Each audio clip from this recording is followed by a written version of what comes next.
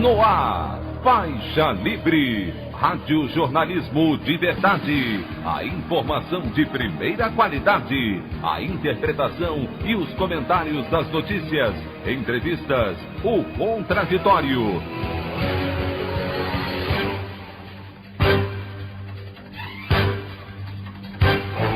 Tudo para aproximar você cada vez mais da realidade do Brasil e do mundo. Apresentação: Anderson Gomes. Manifestantes pró-Bolsonaro voltam a se reunir em Brasília diante do presidente, exibindo faixas com ameaças à democracia pelo fechamento do Supremo Tribunal Federal e do Congresso. Por outro lado, torcedores de clubes de futebol promovem atos contra o governo nas principais capitais e entram em confronto com bolsonaristas.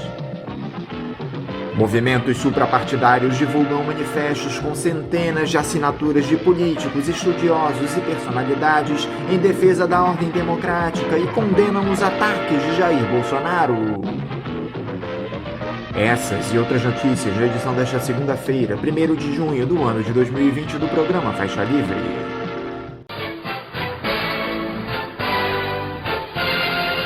O comentário de Anderson Gomes.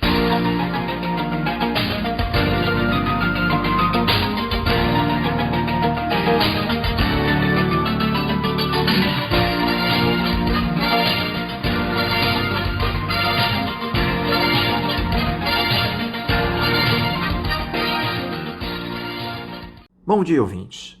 Antes de falarmos sobre o quadro da política nacional, que se agravou nos últimos dias, eu preciso fazer um registro sobre as manifestações que tomaram conta dos Estados Unidos nos últimos dias por conta do assassinato do segurança George Floyd, negro, por um policial branco em Minneapolis, cidade que fica no estado de Minnesota, região centro-oeste do país. Milhares de pessoas deixaram de lado as preocupações com o coronavírus e foram às ruas colocar para fora sua indignação com o racismo estrutural que faz parte da realidade do lugar há décadas, refletido especialmente na ação das forças de segurança. São cada vez mais comuns os episódios em que policiais brancos agridem pessoas negras, não raro levando à morte. É preciso registrar que a maioria absoluta dos atos, que já começam a se espalhar pela Europa, ocorre em clima de paz, mas em algumas ocasiões as ruas estadunidenses foram transformadas em verdadeiras praças de guerra, com carros da polícia sendo incendiados e algumas lojas saqueadas. A revolta acumulada e incentivada pelo presidente Donald Trump, que anseia uma guerra civil que motive o cancelamento das eleições presidenciais deste ano, onde ele muito provavelmente será derrotado, nada mais é que a exacerbação de um sentimento de igualdade plantado por ícones da luta contra o racismo, como Martin Luther King Jr. Como dizem os manifestantes nos Estados Unidos, vidas negras importam. Enquanto isso, aqui no Brasil, os discursos do presidente Jair Bolsonaro, de seus filhos e apoiadores, em ameaça à ordem democrática brasileira, subiram de tom nos últimos dias. O ex-capitão do Exército voltou a atacar a imprensa, dizendo que dezenas de fake news são produzidas diariamente contra ele. Sugeriu que as críticas de veículos de comunicação cessariam caso o governo negociasse bilhões de reais em propaganda e avisou que tudo aponta para uma crise, ao citar as ações do judiciário contra a sua gestão. As posturas ameaçadoras do chefe do executivo provocaram uma série de reações no último fim de semana. A já tradicional horda bolsonarista esteve mais uma vez na Praça dos Três Poderes ontem, sendo cumprimentada pelo presidente. O curioso é que esse movimento pró-Bolsonaro prega um suposto direito à democracia com faixas pedindo o fechamento do Congresso e do Supremo Tribunal Federal. As contradições desse pessoal vão longe. Só que dessa vez também houve protesto contra o ex-capitão do Exército em São Paulo, inclusive com um momento de confronto entre grupos antagônicos na Avenida Paulista. Dá para entender por que Bolsonaro quer armar os seus apoiadores. Além dos atos de rua incentivados pelo mandatário em meio a uma pandemia, alguns movimentos suprapartidários se posicionaram em defesa da democracia. Um deles, o Estamos Juntos, que reúne cerca de 300 apoiadores, entre figuras como o ex-presidente Fernando Henrique Cardoso, do PSDB, o petista Fernando Haddad, o governador do Maranhão, Flávio Dino, do PCdoB, bem como artistas de diferentes matizes ideológicas como Fernanda Montenegro, Luciano Huck, Caetano Veloso, Lobão e Paulo Coelho, publicaram um texto em forma de anúncio em jornais de grande circulação do país no último sábado. O título do manifesto é Somos Muitos, e eu passo agora a sua leitura. Diz o texto: Somos cidadãs, cidadãos, empresas, organizações e instituições brasileiras e fazemos parte da maioria que defende a vida, a liberdade e a democracia. Somos a maioria e exigimos que nossos representantes e lideranças políticas exerçam com afinco e dignidade seu papel diante da devastadora crise sanitária, política e econômica que atravessa o país. Somos a maioria de brasileiras e brasileiros que apoia a independência dos poderes da República e clamamos que lideranças partidárias, prefeitos, governadores, vereadores, deputados, senadores, procuradores e juízes assumam a responsabilidade de unir a pátria e resgatar a nossa identidade como nação. Somos mais de 2/3 da população do Brasil e invocamos que partidos, seus líderes e candidatos agora deixem de lado projetos individuais de poder em favor de um projeto comum de país. Somos muitos, estamos juntos e formamos uma frente ampla e diversa, suprapartidária, que valoriza a política e trabalha para que a sociedade responda de maneira mais madura, consciente e eficaz aos crimes e desmandos de qualquer governo. Como aconteceu no movimento Diretas Já, é hora de deixar de lado velhas disputas em busca do bem comum. Esquerda, centro e direita, unidos para defender a lei, a ordem, a política, a ética, as famílias, o voto, a ciência, a verdade, o respeito e a valorização da diversidade, a liberdade de imprensa, a importância da arte, a preservação do meio ambiente e a responsabilidade na economia. Defendemos uma administração pública reverente à Constituição, audaz no combate à corrupção e à desigualdade, verdadeiramente comprometida com a educação, a segurança e a saúde da população. Defendemos um país mais desenvolvido, mais feliz e mais justo. Temos ideias e opiniões diferentes, mas comungamos dos mesmos princípios éticos e democráticos. Queremos combater o ódio e a apatia com afeto, informação, união e esperança. Vamos juntos sonhar e fazer um Brasil que nos traga de volta a alegria e o orgulho de ser brasileiro. A opinião do Faixa Livre. Bandeirantes, 1360. Estamos apresentando Faixa Livre. Fique em casa e defenda a educação, a saúde pública e a pesquisa brasileira. Seja solidário. A vida vale mais que os lucros. Uma campanha do Andes, Sindicato Nacional dos Docentes das Instituições de Ensino Superior.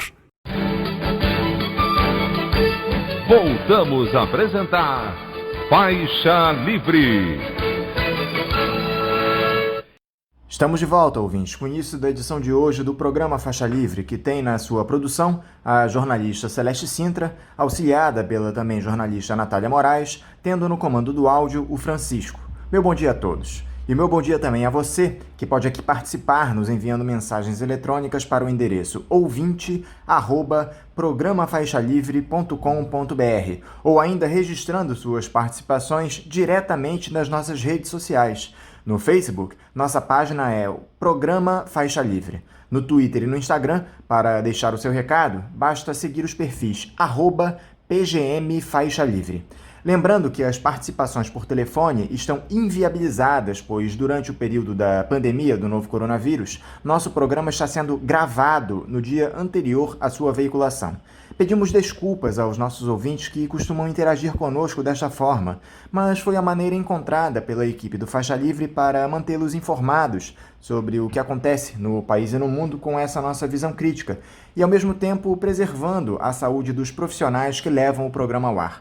O Faixa Livre pode ser acompanhado também pelo nosso aplicativo para celulares com sistema operacional Android. O nome do aplicativo é Programa Faixa Livre. Os ouvintes também têm acesso à transmissão pelo nosso site, o www.programafaixalivre.com.br, ou pela página da Associação de Engenheiros da Petrobras, a AEPET, uma das nossas entidades patrocinadoras, no www.aepet.org.br. Para quem perdeu alguma das edições ou quer ouvir novamente o Faixa Livre, os áudios das entrevistas e editoriais estão disponíveis no nosso podcast, nos aplicativos Spotify, Deezer e Castbox. E iniciando as entrevistas do programa de hoje, eu cumprimento a deputada federal pelo PSB da Bahia e relatora da CPMI das Fake News, Lídice da Mata. Lídice da Mata, bom dia. Bom dia, tudo bem? Muito obrigado, deputada, por novamente conversar conosco aqui no programa. Deputada, nós vimos aí na última semana toda a polêmica que aquela operação da Polícia Federal, por ordem do Supremo Tribunal Federal, contra essa verdadeira quadrilha que produz e dissemina notícias falsas país afora, a maioria ligada a esse núcleo bolsonarista, causou. A ação foi alvo de uma série de protestos do presidente e seus aliados. Até mesmo o Procurador-Geral da República se pronunciou contra as buscas realizadas pelos policiais na casa de políticos, empresários e influenciadores digitais. A senhora é relatora da CPMI das Fake News no Congresso, que tem feito um trabalho importante para desbaratar essa rede criminosa que influenciou diretamente, inclusive, o resultado das últimas eleições presidenciais e levaram o Bolsonaro ao Palácio do Planalto. Como a senhora avaliou essa operação da Polícia Federal? Acho que quando nós vimos a notícia das ações do ministro Alexandre, nós compreendemos que elas iam na direção que a nossa investigação estava indo. Um dos sentidos que a nossa investigação ia, que era uma delas no sentido de comprovar as denúncias feitas pela deputada Joyce Hasselmann e o deputado Alexandre Frota. Então, são os mesmos personagens, com uma denúncia muito bem estruturada, produzida pela deputada Joyce Hasselmann, e que, na minha opinião, dando um resultado positivo, digamos que esse mérito a nossa comissão também comemora, em função de que é preciso realmente parar os fabricantes, os disseminadores, aqueles que, além de criar, disseminam, porque é isso que caracteriza a fake news, né? O fenômeno do fake news.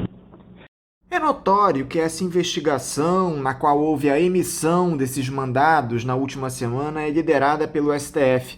Nada tem a ver com o trabalho realizado por vocês lá no Congresso. Mas os alvos dessa operação da PF, deputada, já eram também investigados pela CPMI ou apareceram figuras que não passaram por vocês lá no Parlamento? A senhora se surpreendeu com algum dos nomes? A maioria dos nomes está na denúncia da deputada Joyce, na denúncia do deputado Frota e na matéria da revista Cruzoé. Inclusive alguns empresários, né? Mas nós não chegamos a avançar nessa investigação, por exemplo, em relação à área empresarial. E acho que isso é um caminho muito positivo, até porque, como nós temos uma comissão parlamentar, todas as nossas ações têm que ser votadas. Enquanto que o Supremo ou qualquer outra investigação do Ministério Público, da Polícia Federal, é monocrática, quem comanda é quem está à frente do processo e pode tomar deliberações muito mais rápidas do que a CPMI.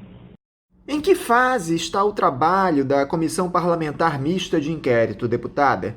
De que forma essa crise da pandemia tem prejudicado as apurações de vocês?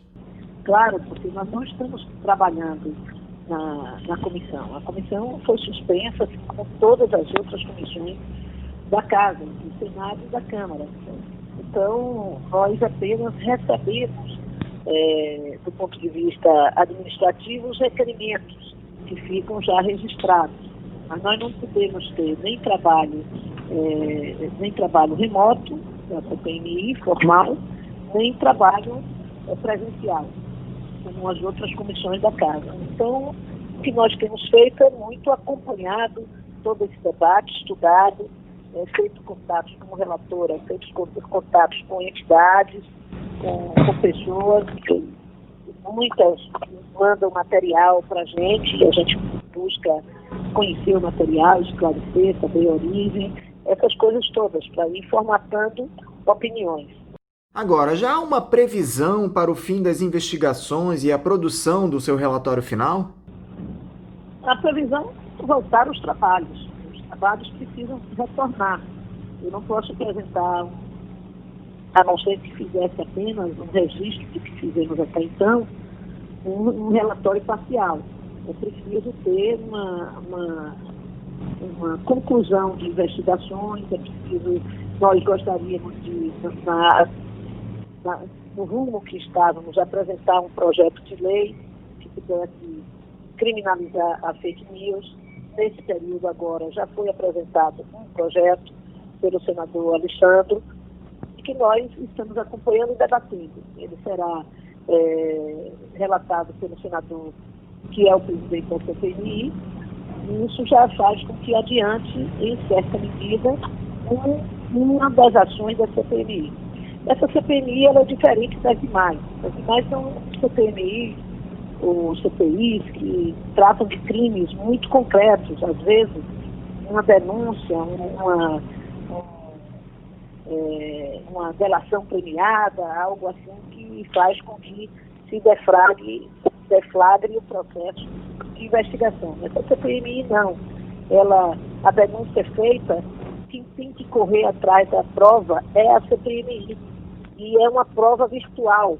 Né? Ela precisa de uma tecnologia própria para que a gente consiga fazer as comprovações, precisa quebrar sigilos, tudo que precisa ter uma deliberação da CPMI, que em trabalho remoto para nós é impossível. Então, o fato de ter sido feito pelo Supremo, para mim é motivo de aplauso, não tem nenhuma dificuldade de disputa por protagonismo. O que nos interessa é o resultado final.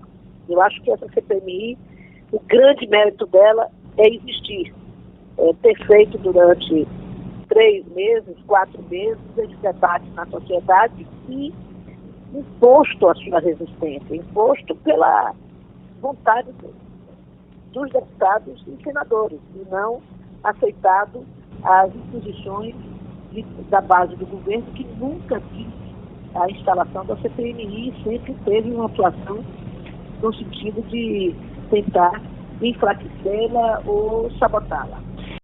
Agora, e justamente sobre o que disse a ala governista, como é que a senhora avaliou essas críticas lá do governo federal para essa operação da Polícia Federal na última semana, deputada? É aquela coisa, o governo e a sua base quer que a polícia sirva aos seus interesses, a Polícia Federal, e não uma investigação isenta. Né? Tanto é que num dia o presidente da República comemora a ação da Polícia Federal contra um dos seus adversários políticos, o governador do Rio de Janeiro, e no outro reclama da Polícia Federal porque atingiu, entre aspas, os seus amigos. Então é uma visão que não é uma visão de Estado, não é uma visão de presidente, não é uma visão republicana, é uma visão de assalto ao poder. Eu estou no poder, eu mando e os meus amigos estão protegidos. Pelo que vocês vêm apurando lá na CPMI, deputada, dá para esboçar como é essa estrutura de produção e compartilhamento de notícias falsas? Já é possível afirmar que uma das centrais de produção dessas notícias criminosas é o Palácio do Planalto? Há uma denúncia da deputada Joyce de que essas notícias saem do gabinete do ódio. Nós iniciamos esse processo de investigação e a primeira movimentação logo nos levou a um dos acusados que ela arrolou, que era o assessor do deputado Eduardo Bolsonaro.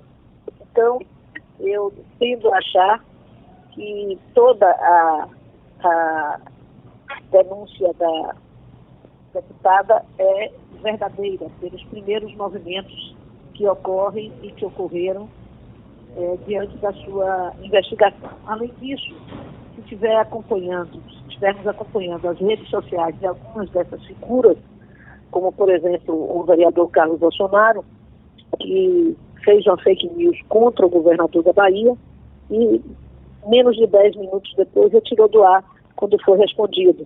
Então é uma estratégia. Só essa fake news feita por ele já cria uma possibilidade de prova, porque o governo printou, fotografou, começou a investigação. Então seguindo as redes sociais, há uma possibilidade de identificar algumas pessoas que dão a primeira notícia, outras blogs e perfis que repercutem aquela primeira notícia, e a partir daí ela se espalha muitas vezes usando de dois ingredientes: a adesão de pessoas já anteriormente organizadas para fazê-lo e os bots, ou seja, os robôs. Agora, deputada, o presidente Jair Bolsonaro tem constantemente adotado um tom autoritário nos seus discursos, em uma clara intenção de constranger as instituições e manter a polarização em um nível elevado, especialmente para se cacifar como a principal liderança política desse país. Eu entendo a preocupação legítima de boa parte da sociedade a respeito do risco de o Brasil mergulhar novamente em um regime de exceção, tal qual tivemos entre meados dos anos 60 e 80 do século passado. Mas me parece que isso é muito mais bravataria desses generais de pijama. Eu não vejo o apoio de quem de fato lidera as Forças Armadas. O comandante do Exército, o general Puyol, inclusive já se colocou como opositor dessas sandices do bolsonarismo. É evidente que um golpe não é um processo que se dê com aviso prévio, com hora marcada. Ele acontece de maneira inesperada. Mas a senhora acredita que o Bolsonaro tenha força para colocar abaixo a nossa democracia? Ele pode não ter a força, mas é o desejo primeiro dele. Ele sonha com isso de manhã, de tarde e de noite. As suas ações e os seus discursos falam nessa direção. Criou um discurso falacioso de defesa da liberdade individual, contra a liberdade coletiva, contra a sociedade. Defendeu naquela reunião, minimamente não se pode chamar de ministerial, aquela reunião entre amigos, que devia se armar a população, exatamente igual Mussolini fez, né? Na verdade, fala em armar o povo, mas que povo? Na verdade, ele arma a ele, aos seus amigos, e deixa o povo para ser atemorizado, para ser pressionado. Na verdade, tudo isso vem na tentativa de impor a sua opinião às pessoas, de ameaçar as pessoas. O Alain dos Santos fez um card, um Twitter, post em que diz, esperando para os comunistas serem declarados ilegais, uma coisa semelhante a isso, para que eu vou aqui dar o nome deles, o endereço, para vocês viabilizarem a vida deles, alguma coisa nesse tom. Né? Então, esse é o estilo de tentar amedrontar as pessoas individualmente. Né? Eles faziam isso também logo que chegaram na Câmara dos Deputados. Depois vão sentindo que quem está ali teve a mesma origem, a origem do voto, porque a maior parte dos que estão ali não estão ali dispostos a serem amedrontados por ninguém, nem acharem que eles são melhores que ninguém. para fazerem essas ameaças. Então, esse estilo teve que ser adequado, né? Mas no resto, nas redes sociais, fora das redes sociais, eles costumam usar esse tom, o tom de ameaçar, de atemorizar, de tentar criar um clima de confronto total na sociedade. Isso lhes interessa, da mesma forma que eles atacam os meios de comunicação considerados formais, os que pagam impostos, né, os meios de comunicação que pagam impostos, para desacreditá-los, e eles que usam o anonimato e a falta de contribuição com os impostos nacionais, usando as redes e as plataformas, possam, mascarados em meios de comunicação, criarem as suas mentiras. Como o Congresso tem lidado com esses discursos do presidente, deputada? O Rodrigo Maia, apesar de criticar esses arroubos do Bolsonaro, me parece absolutamente alinhado com o ex-capitão do Exército. Tanto que eles até se reuniram dias atrás e trocaram afagos. Como a senhora tem visto as reações do Congresso a essas posturas do presidente, especialmente do Rodrigo Maia? O presidente Rodrigo Maia é presidente de um poder. Ele não pode se posicionar apenas como eu me posiciono ou como outro deputado se posiciona de acordo com a sua vontade. Acho que o papel dele é, sem dúvida nenhuma, sentar e negociar em nome do poder legislativo e também da sociedade brasileira. Sem, no entanto, abrir mão ou vacilar na definição clara em relação à defesa da democracia. Eu espero que o presidente Rodrigo Maia seja cada vez mais claro e mais enfático na defesa da democracia. Senão, não terá como cumprir esse seu papel, que é um papel importantíssimo para a sociedade brasileira e para a democracia brasileira. Esse vídeo da reunião ministerial que veio à tona dias atrás confirmou, deputada, as denúncias do ex-ministro Sérgio Moro em relação à tentativa de interferência do ex-capitão do Exército na Polícia Federal. Primeiro, eu gostaria de saber da senhora como os deputados analisaram o conteúdo daquele vídeo. Olha, eu não posso falar por todos os deputados, não posso dizer que uma parte da Câmara ficou muito surpreendida com esta postura do presidente, porque não pode imaginar nem permitir que a Polícia Federal possa ser manipulada. A Polícia Federal é a polícia judiciária, age como polícia judiciária. Então, numa democracia, não pode ser transformada na polícia de presidente. E o próprio presidente Sérgio Moro teve que reconhecer que no governo anterior, no governo da presidente Dilma, a Polícia Federal não sofreu esse tipo de intervenção, né? Então, isto é mais um registro que quando se tem governantes democráticos, quando se tem governantes que respeitam a lei, o país vai melhor. Né? Nós tivemos 2 presidentes da República que foram impeachmentados no Brasil, uma com um golpe, né, que foi o presidente Dilma. E nenhum dos dois estimulou que houvesse uma ruptura democrática no país. Enquanto que os seus filhos divulgam e fazem discurso dia sim, dia não, devido à ruptura democrática. Claro que protegidos pelo nome e especialmente pelo sobrenome de quem está no poder. Agora, diante da confirmação dos crimes de responsabilidade cometidos pelo chefe do Executivo Federal, cabe ao presidente Rodrigo Maia autorizar o início da tramitação de um dos muitos pedidos de impeachment que se acumulam lá na Câmara. Nós sabemos bem que esse tipo de processamento é muito mais político do que jurídico. Mas diante dos fatos irrefutáveis que estão postos, mesmo que não haja a possibilidade de mobilização nas ruas, ainda que o Bolsonaro tenha comprado o Centrão, não fica constrangedor para o Rodrigo Maia não aceitar o processamento do presidente na Câmara? Dá até a impressão de conivência dele neste episódio. Na minha opinião, não é bom. O presidente precisava acolher um dos pedidos e iniciar esse processo, que é um processo que acho que cada dia mais representa a sociedade brasileira. Mas não tem sido esse o seu procedimento. O presidente não tem que ser o ideal. Eu imagino que ele deva pôr a mão na cabeça e pensar bastante sobre os passos que tem que dar agora para diante, para representar cada vez mais esse movimento que exige o fortalecimento democrático no país. Como é que a senhora tem visto essa proximidade entre o Bolsonaro e o Procurador-Geral da República, Augusto Aras?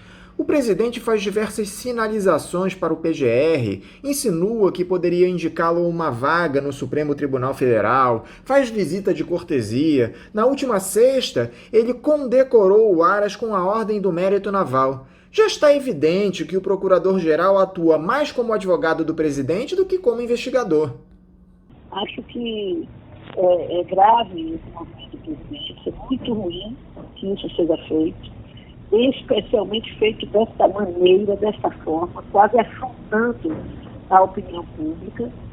Espero que o procurador Augusto Aras realmente possa atuar cada vez menos como alguém que tem parte no governo e cada vez mais como alguém que tem uma função pública fundamental para a democracia brasileira.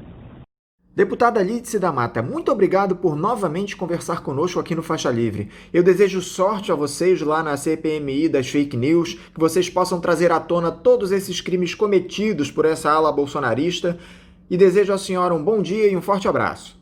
Ok, muito obrigada para você também. Tchau. Conversamos aqui com Lídice da Mata. Ela é deputada federal pelo PSB da Bahia e relatora da CPMI das fake news lá no Congresso. Dentro desse processo de transição que vem ocorrendo no programa nos últimos tempos, os ouvintes passam a ter momentaneamente a opção de depositar suas contribuições em duas contas. Além da tradicional da Associação de Engenheiros da Petrobras, a AEPET, está disponível também a conta em nome da Associação de Funcionários do BNDES, a AFBNDES, cuja agência é a do Banco Itaú, de número 1964, conta corrente 03004, dígito 1. Repetindo, Banco Itaú, agência 1964, conta corrente 03004, dígito 1. Durante este período de excepcionalidade, os depósitos nas duas contas serão aceitos, sendo destinados ao financiamento dos custos do Faixa Livre. Mas pedimos àqueles que puderem encaminhar suas contribuições para a conta da FBNDES que o façam, pois em futuro próximo, esta será a única forma de proceder às doações ao programa. Repetindo mais uma vez a conta do Banco Itaú, agência 1964, conta corrente 03004, dígito 1. E é com muita alegria que eu novamente cumprimento o economista e apresentador do programa Faixa Livre, Paulo Passarinho. Paulo Passarinho, bom dia! Bom dia, Anderson. E a alegria é minha.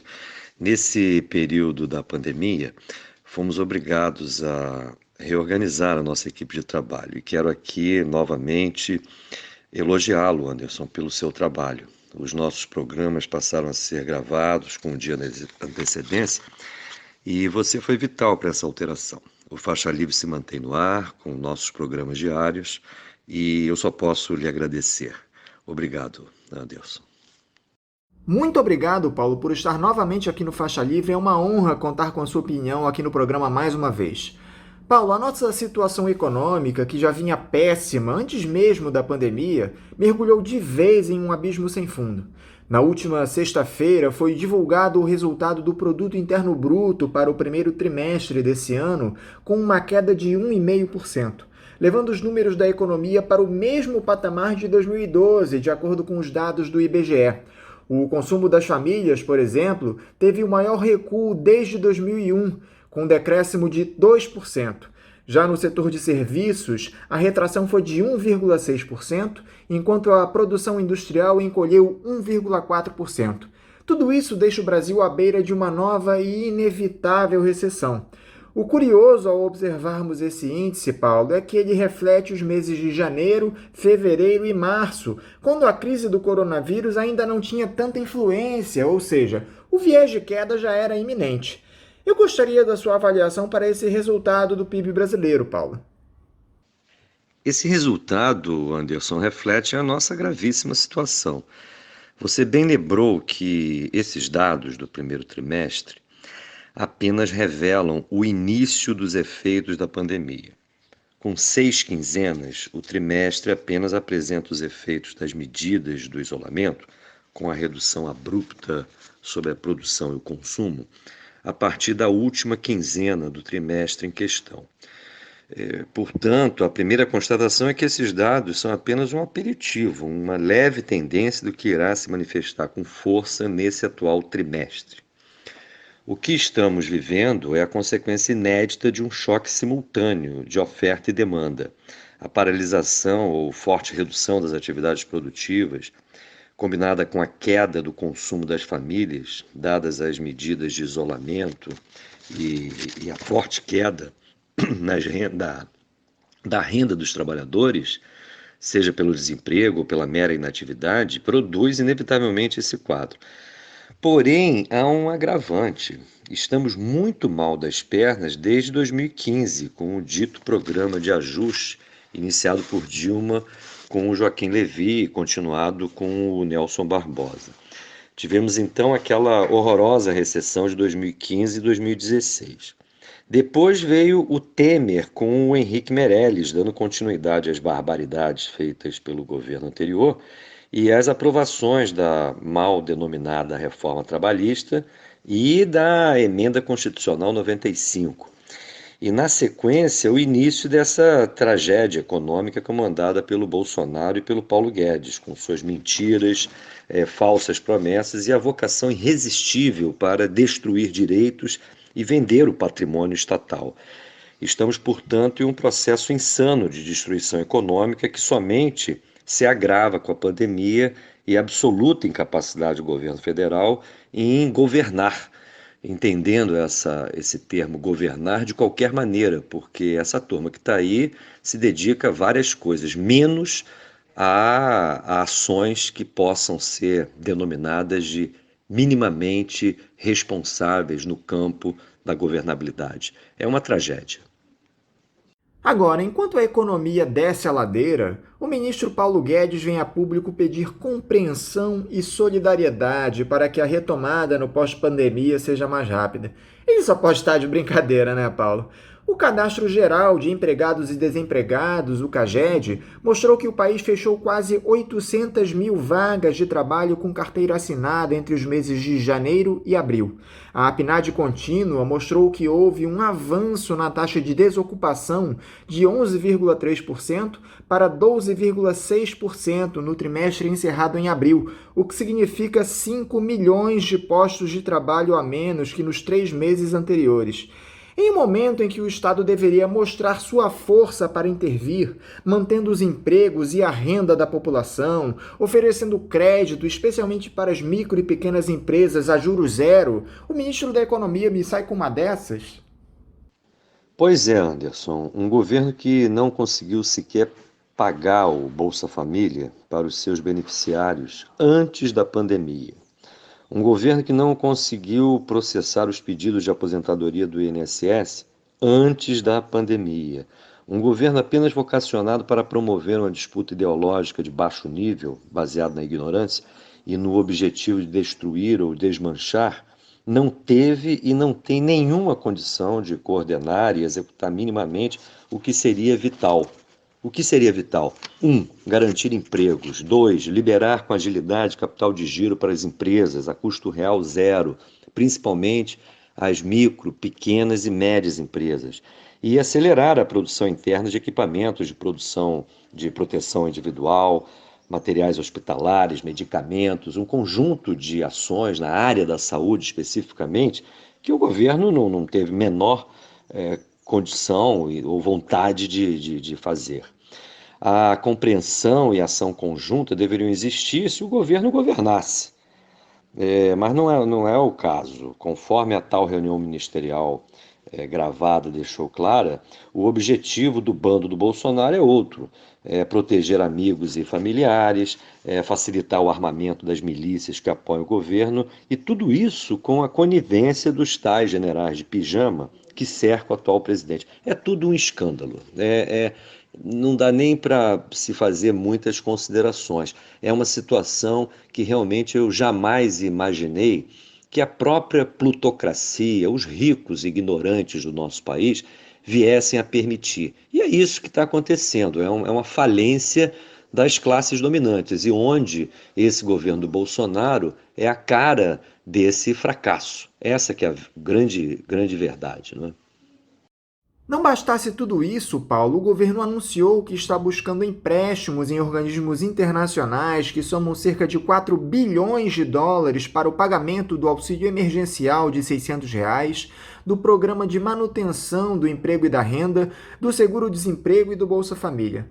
Paulo, só diz aqui para os nossos ouvintes, por favor, qual é o montante em dinheiro que o país acumula em reservas? Olha, Anderson, esse montante de reservas hoje, de acordo com o boletim do Banco Central, está em torno hoje, no final de maio, em torno de 359 bilhões de dólares. Isso mostra muito bem que não há nenhum tipo de necessidade desse tipo de empréstimo, essa operação mencionada aí pelo Paulo Guedes. Além disso, é bom que se diga, nós, para pagarmos serviços, ou o caso aí, o valor de pagamento de Bolsa Família, esse pagamento é feito em reais. A gente precisaria justamente de divisas, de moeda estrangeira, para adquirir bens ou serviços que nós não produzimos internamente. Não se paga, na verdade, com dólar aquilo que a gente precisa produzir internamente. O que a gente precisa é de políticas objetivas de elevar justamente a oferta de bens e serviços a partir do nosso trabalho, a partir das nossas instalações. Eu, em entrevista anterior a você, mencionei inclusive que um dos objetivos estratégicos de qualquer governo sério no Brasil seria perseguir a nossa plena capacidade produtiva e, principalmente, nos tornar produtores daquilo que nós precisamos. A gente precisa, na verdade, ter uma autonomia produtiva, tecnológica, para responder às necessidades da nossa população. O que a gente precisa é ter autossuficiência. O nosso país é um dos mais ricos do mundo. Nós temos um território continental com muitas terras agricultáveis, muita potencialidade na produção de energia.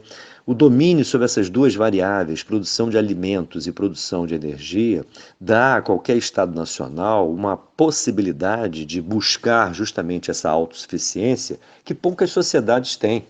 O problema é que as nossas classes dominantes, os nossos ricos, a tal da plutocracia, ela não tem interesse num projeto soberano, de transformar o Estado nacional brasileiro num Estado autossuficiente e plenamente capaz de conduzir a nossa população a níveis de bem-estar elevados. Esse é o principal nó existencial, podemos dizer assim, do Estado Nacional brasileiro. Nós temos uma cabeça nesse Estado Nacional brasileiro, que é representado justamente pelas classes dominantes, pelos ricos, pelos poderosos, que não tem interesse, na verdade, em conferir ao nosso corpo, como um todo, o corpo do Estado Nacional, condições saudáveis. Eles só pensam nos seus interesses imediatos. E é esse o grande problema que nós temos que enfrentar.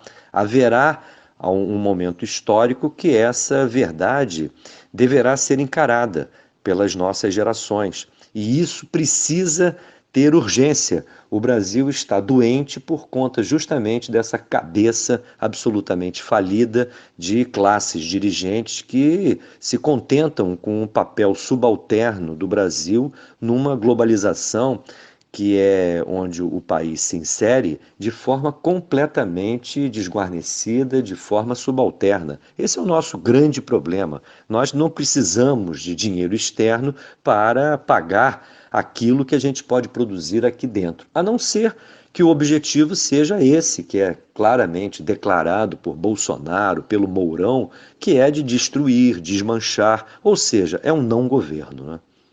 Paulo, agora eu gostaria de ouvir a sua opinião a respeito desse cenário político atual.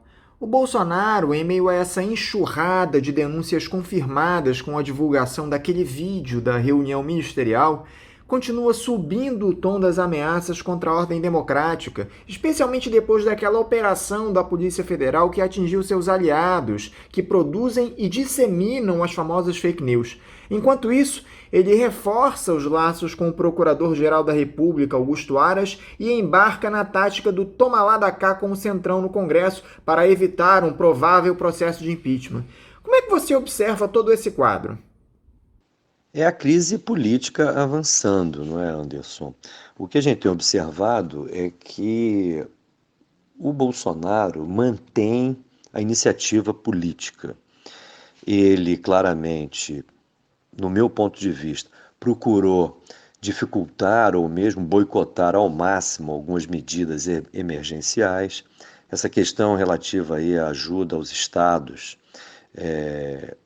deixou isso muito claro, onde inclusive a estratégia do Bolsonaro e do Paulo Guedes foi de condicionar, na verdade, essa ajuda que deveria ser imediata, emergencial aos estados, a adoção, o compromisso por parte dos governadores no tal programa de ajuste que estava em curso anteriormente à pandemia e que agora o Paulo Guedes quer arrancar o compromisso de manter essa subordinação dos governadores à sua política no pós-pandemia. Eles claramente querem enquadrar aí os estados nesse regime de controle fiscal que, na verdade, vai na contramão daquilo que a gente precisa nesse momento. O que a gente precisa nesse momento, onde claramente existe uma retração de toda a atividade privada no país, é que o Estado assuma as tarefas que são essenciais para se manter aí o mínimo de funcionamento econômico e, principalmente, o máximo de proteção social à nossa população, especialmente os trabalhadores empobrecidos, mergulhados no desemprego e no abandono. O problema é que, como eu disse, esse governo não tem vocação nem propósito desse tipo de coisa. E eles estão, na verdade, buscando, a partir da tragédia da pandemia, avançar no seu processo de desmanche e de destruição. O problema é que a turma do Bolsonaro vai deixando aí um conjunto de indícios criminosos nessa sua trajetória última. Existe necessariamente a obrigação do Tribunal Superior Eleitoral de dar satisfações a respeito, especialmente de algumas ações que questionam a legitimidade e a legalidade das eleições do ano de 2018, principalmente no tocante aos resultados que acabaram beneficiando o candidato Bolsonaro e acompanhado do vice Mourão. Essa chapa tem que ser impugnada. Eu tenho defendido há muito tempo aí no programa Faixa Livre que inclusive houve uma falha muito grande das oposições em admitir de alguma maneira, de forma conformada, a dita vitória eleitoral de Bolsonaro. Essas oposições deveriam, do mesmo modo que o PSDB, desde o final das eleições de 2014, passou a questionar de qualquer maneira o mandato de Dilma, e sem razão, as oposições agora, no final do pleito de 2018, deveriam, de forma clara, questionar a ilegalidade de Bolsonaro. Mas não, de alguma maneira aceitaram a derrota, apesar dos inúmeros indícios de irregularidades e apesar, inclusive, de algumas ações impetradas no Tribunal Superior Eleitoral. O problema é que, ainda que partidos tivessem questionado essa vitória eleitoral, o questionamento à própria eleição não se tornou um eixo de agitação e propaganda dessas oposições ou desses partidos que questionaram a vitória de Bolsonaro. Isso foi já um primeiro, vamos dizer, flanco, ou uma primeira debilidade na estratégia oposicionista. Em segundo lugar, esses últimos episódios aí do Bolsonaro procurando reforçar, como você lembrou, laços com o Procurador-Geral da República, buscando aí o apoio parlamentar do chamado Centrão, mostram que o governo Bolsonaro está fragilizado. Ele, na verdade, está buscando aí recursos para uma ofensiva que certamente ocorrerá por parte não somente da oposição parlamentar, mas também por parte do próprio Tribunal Superior Eleitoral e agora do próprio Supremo Tribunal Federal com essa investigação sobre as fake news. Aliás, esses processos podem justamente se combinar e reforçar o exame que o TSE deverá fazer a respeito justamente da utilização de fake news pela campanha eleitoral de Bolsonaro. A investigação do Supremo Tribunal Federal, bem como as conclusões da CPI das fake news, vão fornecer elementos muito objetivos para que o processo que ora se encontra no Tribunal Superior Eleitoral e que o ministro Barroso prometeu o seu julgamento em breve espaço de tempo, venha a produzir efeitos. Eu acho que já existem indícios claros da possibilidade da chapa Bolsonaro-Mourão vir a ser impugnada. Agora, para tanto, é necessário, evidentemente, que as oposições se coloquem numa posição muito mais ofensiva e questionadora do governo Bolsonaro e da própria legalidade das suas eleições. E eu não observo que isso seja feito de maneira adequada. É necessário deixar claro que o Brasil não tem condições de continuar com esse governo à frente do país. E, especialmente, não somente pelos crimes que vêm sendo cometidos nesse momento, pelo governo, pelo presidente Bolsonaro, por seus ministros, essa reunião do seu ministério deixou isso muito claro, mas também é necessário que se questione e fundamentalmente se viabilize, inclusive, o afastamento do Bolsonaro e do Mourão a partir desses crimes que foram cometidos em plena campanha eleitoral, com essa difusão das fake news, a partir de financiamento oriundo do Caixa 2 de empresas brasileiras e contando para a difusão dessas fake news com a ação de empresas estrangeiras. Então, é um conjunto de irregularidades muito grave.